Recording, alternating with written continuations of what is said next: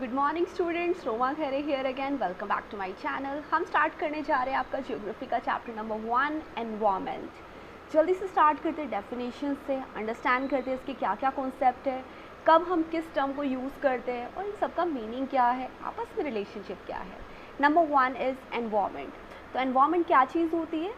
The place, people, things and nature that surround us. इसका मतलब है हमारे आसपास की सारी चीज़ें। क्या क्या चीज़ें? हमारे आसपास का प्लेस, पीपल यानी लोग, है ना, things and nature that surround any living organism, जो किसी भी लिविंग ऑर्गेनिज्म के चारों तरफ है, राइट। इसी को कहा जाता है एनवायरनमेंट। यानी आपके आसपास की सारी चीज़ें। क्या क्या है आपके आसपास? हमारे आसपास हवा है, पानी है, बैक्टीरिया भी है ना, पेड़ पौधे, एनिमल्स, मिट्टी, ये सारी चीज़ें हमारे अराउंड है। तो क्या ये सब एनवायरनमेंट का पार्ट है?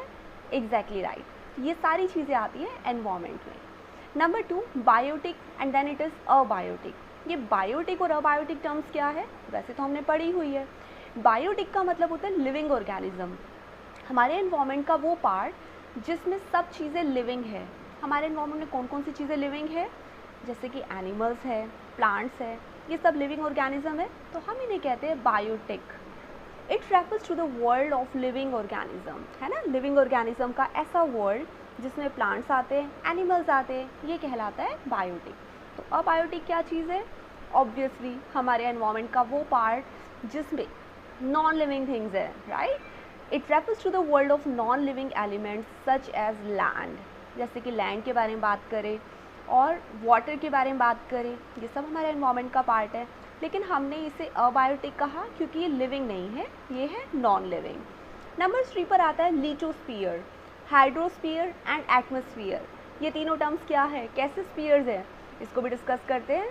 Okay, so let's start from lithospheres. Lithosphere इसका मतलब है हमारी एनवायरनमेंट का, हमारे इस एनवायरनमेंट का वो पार्ट जिसमें लैंड आती है ना, लैंड।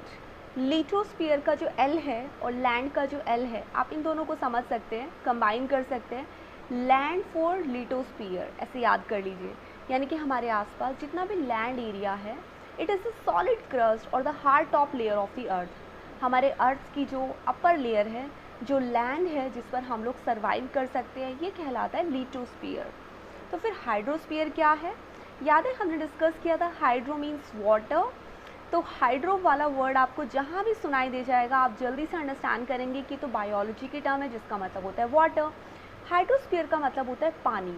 हमारे आसपास पानी जितना है, लैंड एरिया कहलाता है lithosphere.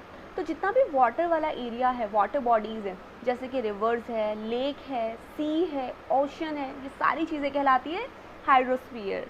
Next it is atmosphere. क्या है एटमॉस्फेयर? ओके, एटमॉस्फेयर का मतलब है हमारे आसपास लैंड हमने डिस्कस कर लिया है ना, वाटर डिस्कस कर लिया, और कौन सी चीज़ डिस्कस नहीं की? सोचिए जल्दी से, हमने एयर को डिस्कस नहीं किया ना, एयर, यस। हमारे आसपास जो एयर है, तो यहाँ गिवन है, it is a thin layer of the air that surrounds the earth. Earth को सराउंड करने वाली जो एयर है, उसकी एयर की ना लेयर्स होती है, एज वी नो। एयर की जो लेयर है, हमने उसी को कहा है कि ये है एटमॉस्फेयर, याद रहेगा। लिथोस्फीयर का मतलब है लैंड एरिया, है ना, हमारे आसपास हमारी अर्थ का जो अपर टॉप सरफेस है, लैंड है, दैट इज़ लिथोस्फीयर। हाइड्रोस्फीयर क्या चीज़ है? हाइड्रो मीन्स वाटर, यानी कि वाटर बॉडीज़ के बारे में बात करते हैं हाइड्रोस्फीयर। एयर के बारे में बात करते हैं